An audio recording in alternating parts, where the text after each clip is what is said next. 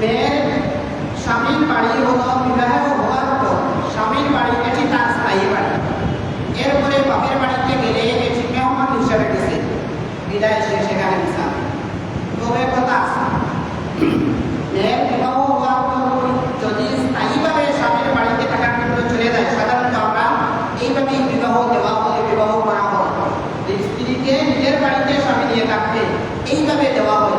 তখন এই মেয়ে যখন তার বাপের বাড়িতে যাবে 78 কিলোমিটার স্বামীর বাড়ি থেকে বা তার চেয়ে বেশি দূর হলে, তাহলে বাপের বাড়িতে যাওয়ার পর সে মুসাফির হিসাবে মুসলমান করতে হবে। তবে বাপের বাড়িতে যদি 15 দিন টাকা রেখে যায় তখন কি করবে? পরিপূর্ণ এই যে বিধান 15 দিনের বিধান এখানে বাপের বাড়িতে গেলে সে মুসাফির হিসাবে নামাজ পড়বে। যদি স্বামীর বাড়ি আর বাপের বাড়ি বর্তমানে 78 কিলোমিটার বা তার চেয়ে বেশি দূর হয়, তাহলে রাস্তায় বসে মুসাফির গোসল নামাজ পড়বে, বাপের বাড়িতে যাওয়ার পর গোসল নামাজ পড়বে।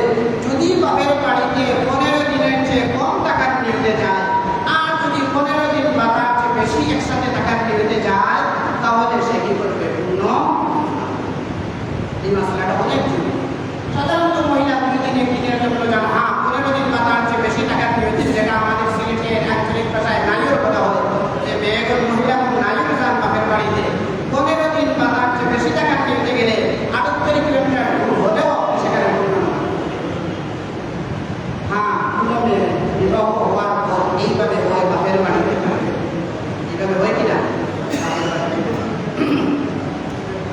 এইভাবে যদি হয়, বিবাহ করার সময় শর্ত লাগাইছে বা যে আমার মেয়েকে আমার বাড়িতে ডাকবে বা এইভাবে ব্যবস্থা করেই বিবাহ দিয়েছেন, মেয়ে বাপের বাড়িতে ডাকতেছে, তাহলে এই মেয়ের মূল বাড়ি বা ঠিকানা হল বাপের বাড়ি। এখানে সে আর মুসলমান করবে। এখান থেকে সে যদি কখনো স্বামীর বাড়িতে বেড়াতে যায়, যেতে পারে কিনা?